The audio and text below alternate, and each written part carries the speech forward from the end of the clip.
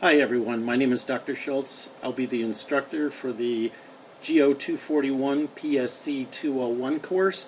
I wanted to do this recording for you to go over the syllabus, to make sure that you understood the course format and the course schedule and how to navigate successfully for this course in the D2L site. So this course will meet on Wednesday evenings at 6 p.m. at the Lincoln Park campus. You can see on the syllabus here, my email is listed. That is the best way to contact me. I'm only on campus on Wednesday evenings. I'm usually there probably an hour and a half to 2 hours prior to class, so you can always stop by in the adjunct office and talk to me a little bit if you need to. Also, if you want to contact me via email and we can make an appointment for a Zoom session, we can do that one-on-one if you have questions. And you'll notice also on the syllabus that we have a teaching assistant for the course.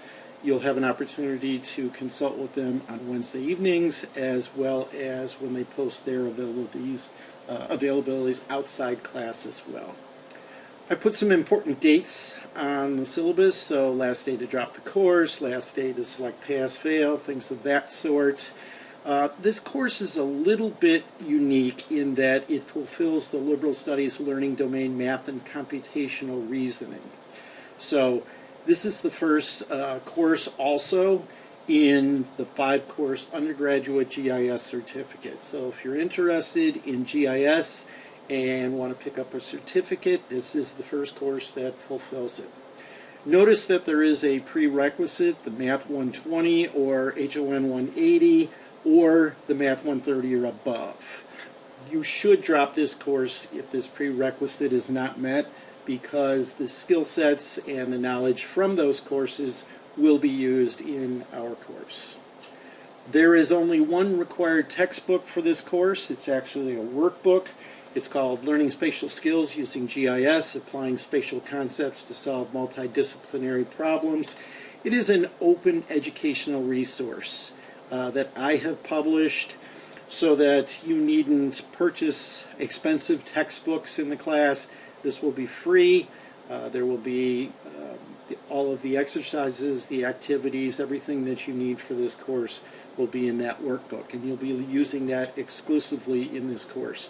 It's only posted on the D2L site, but you have an opportunity to download that in a PDF, which I highly recommend. The D2L page is where I post all of the announcements. Make sure that you set your notifications there on D2L so that you can receive the announcements and any other information that you want. It's your responsibility to check the D2L page, set your notifications. Make sure that you also check your DePaul email frequently.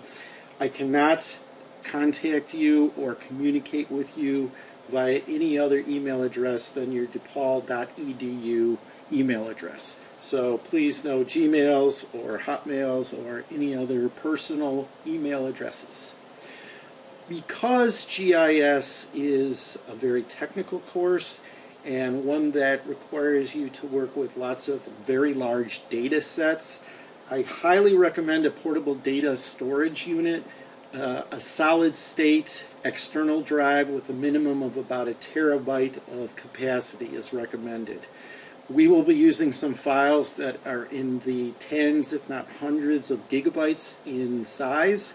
So you'll want to be able to have everything accessible and portable wherever you go. The university provides some online cloud space for you. However, that's probably not going to be enough to handle everything that we'll need in the course. Like I said, we'll be working with very large data sets. You can purchase a portable data storage device, a solid-state external drive on Amazon. They sell these now for less than $75. It's a good investment. You'll be able to use it for just about anything you want, other classes and so forth, so it's a good investment. I can take a look here real quickly at the general course description, which you can read through on your own. It's also in the catalog. And here's a course overview so that you can understand what this course entails. What I will say about this is one of the most important aspects of it is meeting the math and computational domain portion, meeting Department of Geography and GIS learning outcomes, numbers 2 and 4. And we'll learn not only to create technically correct maps and work with data, be able to develop many of the skills that are associated with geospatial technologies and using GIS as a tool to solve spatial problems, but you'll become adept at using the ESRI software.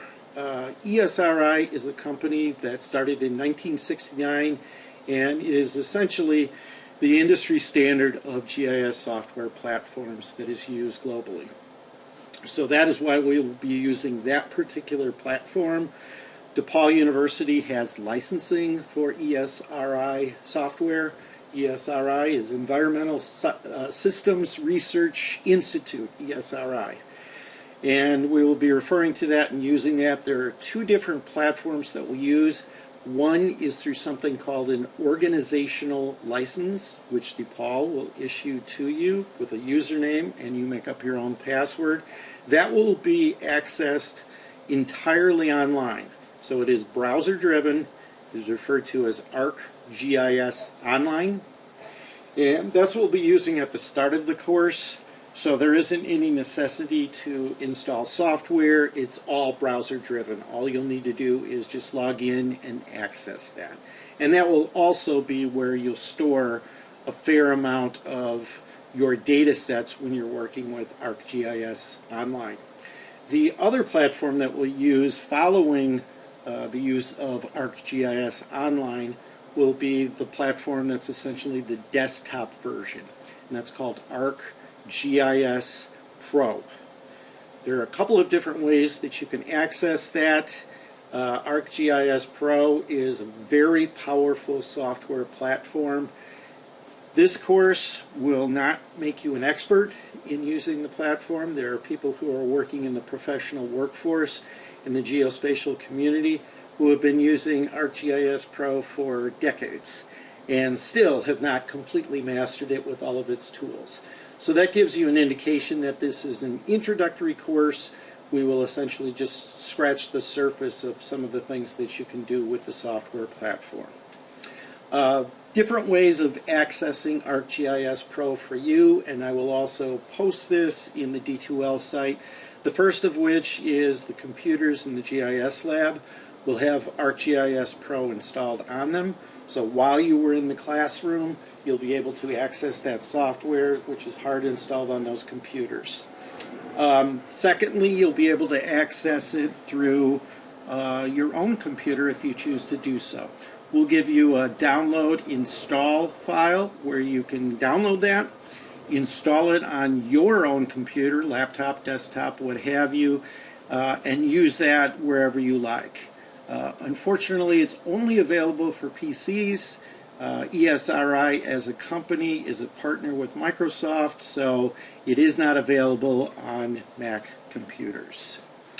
Thirdly, you'll be able to access it through essentially a remote desktop setting. And I will post instructions on how to access that as well.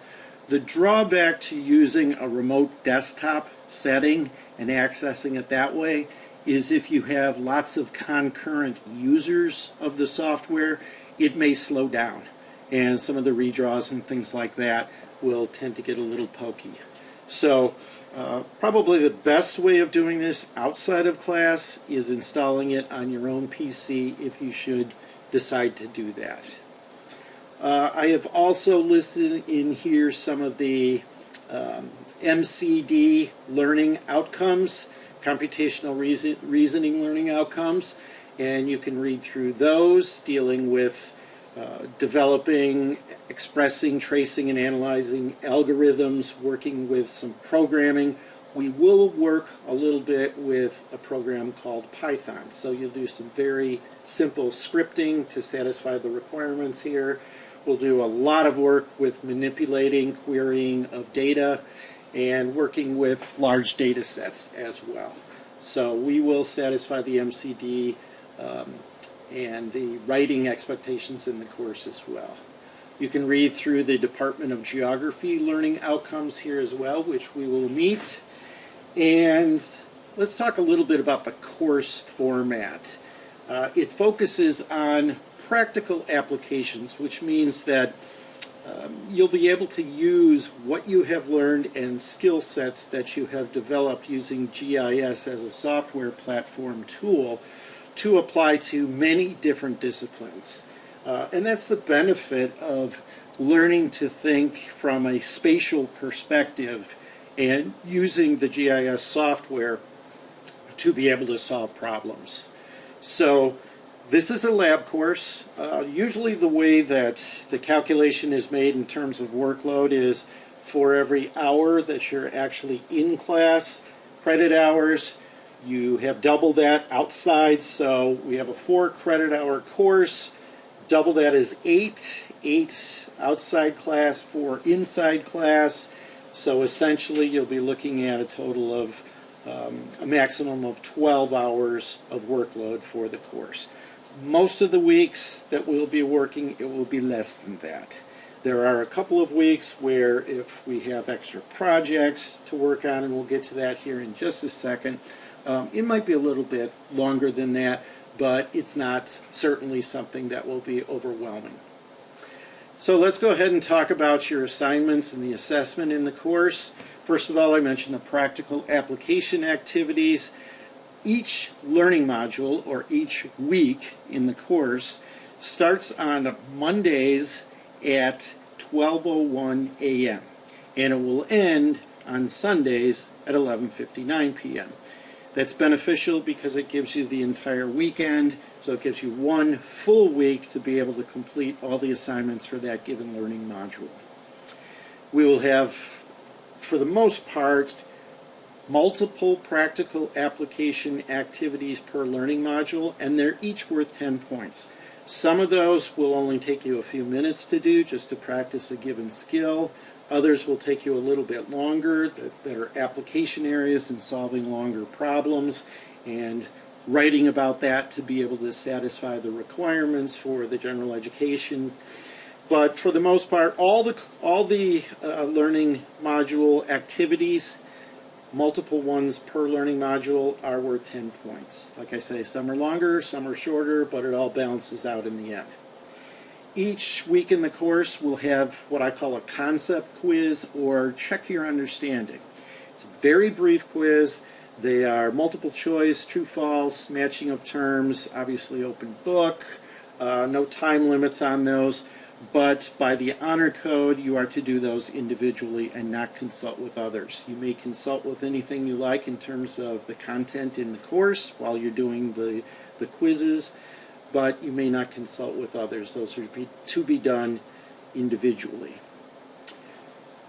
I ask that you please let me know ahead of time if you will be unable to submit the assignments by Sundays at 11:59 p.m. Please let me know before that deadline. Notify me by email, however you can get in touch with me, and that way I can work with you to provide an extension on that. If the deadline passes and you haven't let me know that you were not able to go ahead and submit those on time, then those will be zeros. That's probably the best way of just saying communicate. Make sure that I know if you have an issue, something that's coming up. And that also brings up the notion, too, of accommodations. I usually receive a notice from the accommodations office so that if you fall into that particular category, I will work with you to ensure that you have all the accommodations that you need to be successful in the course. I will contact you individually to make sure that you have everything that you need to be able to succeed and to be able to do your work according to those documented accommodations. Next on the list after the quizzes is the e-portfolio. Each week when you complete an assignment, whether that be a map product or spreadsheet or whatever it happens to be, you should save that. And by that, I mean create a separate folder for yourself and put all of your final deliverables that you've submitted into that folder. I will supply feedback each time that you submit an assignment. I will provide that for you in the D2L platform. So please address those comments on your final submission after your grade so that we can make sure that you've done those correctly. Once those are corrected, then save those, because at the end of the course, I'm going to ask you to take all of your corrected submissions so that they're all perfect and combine them into one large PDF file and create what I call an e-portfolio of geospatial skills. That is a benefit as a takeaway for you from this course, so that later on when you interview for an internship or for a permanent full-time position, not only can you describe to the interviewer what sorts of experiences and skills you have with GIS as a tool, but you can also show them. So this is a nice visual portfolio. It'll be all in one PDF file, and that is worth a total of 200 points. I highly advise you to make sure that each week when you submit an assignment and receive the feedback from me, that you address that immediately and then save that in a separate folder. If you don't do that and address all those comments, you're going to find yourself spending hours and hours near the end of the course trying to correct all of the address all of the comments and make those maps and submissions perfect. It takes way too long, takes way too much of your time, so do it as you go along in the course week by week. Once you receive the grade back and the feedback from me, those will be posted on D2L, then address those comments and save those files. Then at the end of the term, all you'll have to do is just take all those files that you've saved in that folder, put them into one PDF, and submit it, and you should get the 200 points. Also near the end of the course, with about a couple of weeks to go, you'll have a final GIS project, and it'll be in the form of a poster. Now, we won't plot the poster off, but it'll be in the form of a PDF file. That will be a problem that you will design in GIS and solve it by using the GIS platform. Along with that, you'll also have a video presentation of about 10 minutes or so in an MP4 file format, and then you'll submit that along with your PowerPoint slide deck that you use to present that video, and turn that in as well. And that'll be the last week of the course that you'll submit that and the poster, as well as the e-portfolio. And then, of course, attendance at each class meeting. We have a total of 50 points throughout the course. So you add those all up, it's 1,200 points. It's a 90, 80, 70 scale on that. So I noticed I added here that course rules are very important. Class attendance, anything that can be done in the classroom needs to be done there. And like I say, make sure during that class session that you get your questions answered between myself and the teaching assistant, so that when you leave the class you can work individually and independently without any major difficulties. University statements on academic integrity here. Please read through that, part of the DePaul Honor Code. Also within the student handbook. There's a website here that you can read more about that, academicintegrity.depaul.edu, for further details. I am of the mindset that generative AI use is helpful as a tool in much the same way that the internet is. It's a handy tool. It can be misused, however. I don't have a problem with you using any sorts of AI to get questions answered, and in fact, sometimes that's very helpful when you need some guidance or some directions using the GIS software. I don't think that you'll have any other instance to use the AI You won't be able to use those on the quizzes because the quiz questions are generally those that aren't in the format that will be able to be answered by AI. Same thing with the GIS project and all of your applications. Those are just something that are developing your skills, which ChatGPT or Midjourney or Bard or DALL-E, any of those AI platforms won't be able to help you out with. Scrolling down, I wanted to make sure that you had a tentative schedule week by week so that you knew exactly what was coming every week. Again, the materials, all the content for a given weekly learning module, those become available at 12:01 a.m. on Mondays. Now we meet on Wednesdays in the class, so that gives you 48 hours to be able to, more than 48 hours actually, to be able to take a look at the content, maybe even get started on it, so that when you come to class on Wednesdays, the questions that you come across between Monday and Wednesday, you can ask in class, and then we can work through some of those. Okay?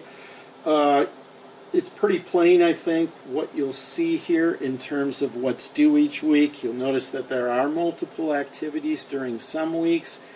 Most of those, like I mentioned before, are activities that are rather brief, just quickly developing your skills and submitting those final map products. And that's about it. There are no lectures in this class, which means that you learn GIS by doing. You don't learn by reading a manual about it, reading a textbook, or even listening to lectures for that matter. We want to be learning by doing. Now, having said that, don't become what I call a button pusher. A button pusher is someone who takes a look at the activities, follows the instructions like a cookbook, hits the buttons, creates a beautiful map at the end, and when you finished, you didn't really know what you did. You created a beautiful map, but that's not the objective here. Our objective in this course is to be able to develop our skills in spatial reasoning, spatial cognition, being able to see problems from the spatial perspective and applying those. So creating the beautiful map is just a very small portion overall of what we're learning in this course. So don't become a button pusher. So that's the syllabus. I know it's rather long and involved here, but I wanted to make sure that you had it. And I will post this recording in the D2L site so that if you have any questions, you can go back and visit that recording and hopefully get your questions answered. I'm going to move on now to the D2L site. When you first log in to the D2L site, you'll see something akin to this. Notice that it's going to be different here on what you see because I'm seeing it from the instructor's version, and you will obviously see it from the student's side. So the first thing we want to do is make sure that we access the content for this course. And when we do that, you'll see one of the first things that comes up here is the syllabus, and you can click on that, download that, whatever you like to do, just so you have quick access to it. I'm going to go here to the table of contents, and in the table of contents, not only will you see the syllabus, you will also see the course schedule. So that was part of the syllabus that I just showed you there. You can download that as a PDF document also. Here's our OER, or Open Educational Resource Workbook. It is in the form of a PDF document. If you click on this link, it will open it. However, it takes a while to open because it's a rather large document, as you might expect.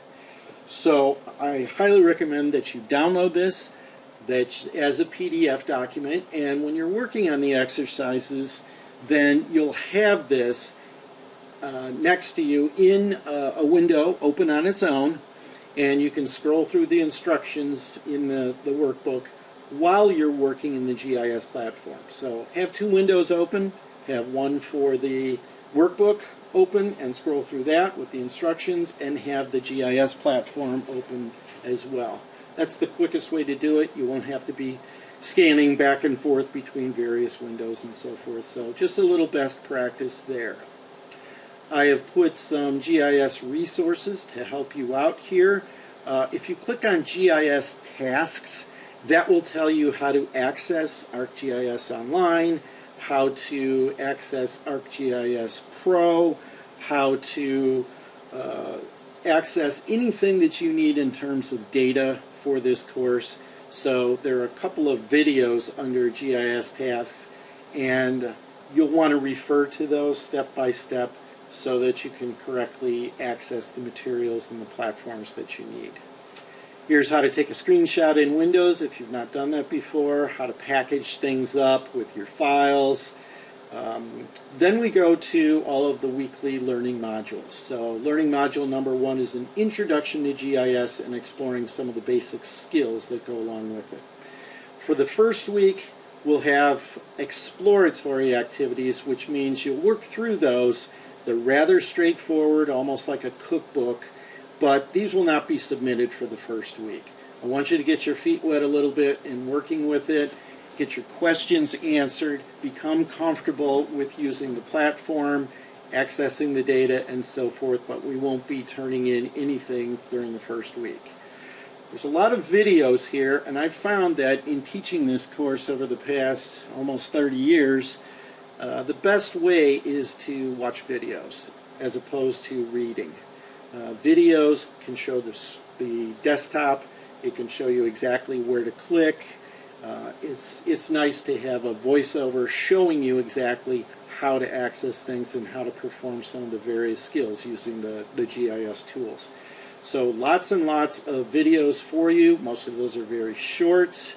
A little bit about the usefulness and the applications of GIS. Penn State University created something a few years back called the Geospatial Revolution. So you want to watch each one of these episodes. They're really interesting how GIS is used in everyday life. If you're not familiar with GIS when you first start this course, know that the chances are very good you've already used GIS.